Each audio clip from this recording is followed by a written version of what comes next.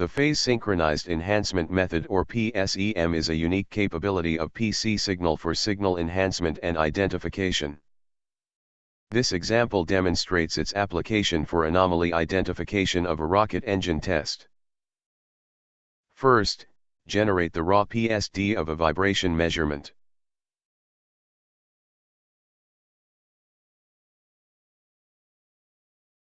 This peak is the typical sync frequency N. This is the blade passage frequency 4N. And the harmonic of blade passage 8N. A strong anomalous frequency is observed here around 8.6N.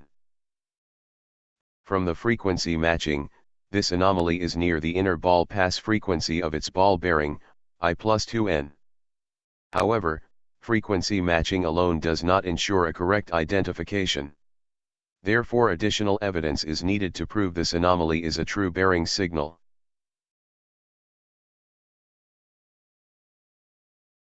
The PSEM can be used to further identify this anomaly.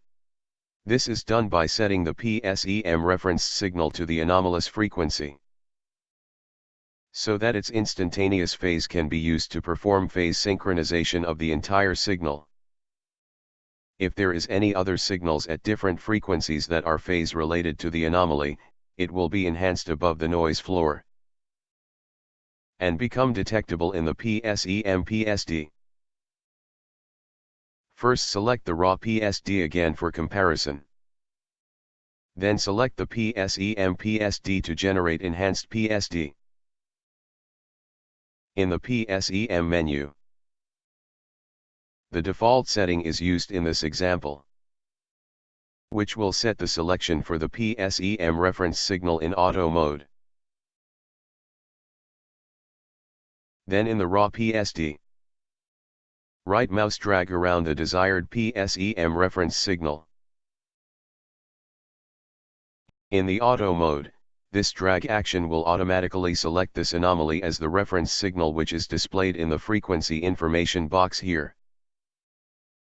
The most important requirement for PSEM is to have a strong PSEM reference signal, which is the case for this anomaly. Another requirement is the reference frequency within the analysis time frame should be stationary. In this example, the selected time period does indeed correspond to a stationary RPM profile as seen in the reference window. Click Go.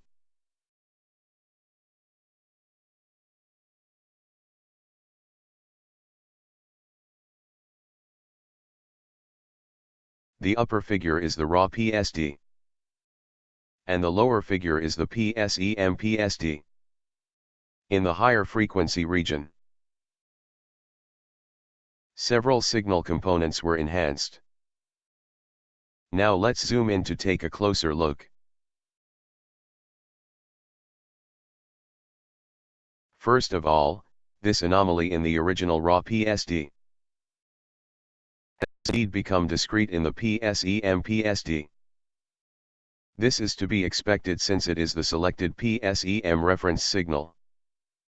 More importantly, several other signal components that are correlated with this PSEM reference signal also become enhanced. These include I plus N, 2I minus 5N, 2I minus 4N, and I plus 3N. These signal were not visible in the raw PSD. But after PSEM enhancement, they start to emerge from the noise floor.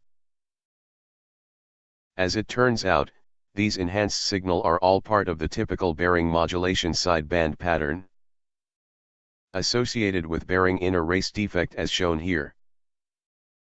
Each pattern is composed of the fundamental carrier frequency and its harmonics, plus a family of sidebands around each carrier.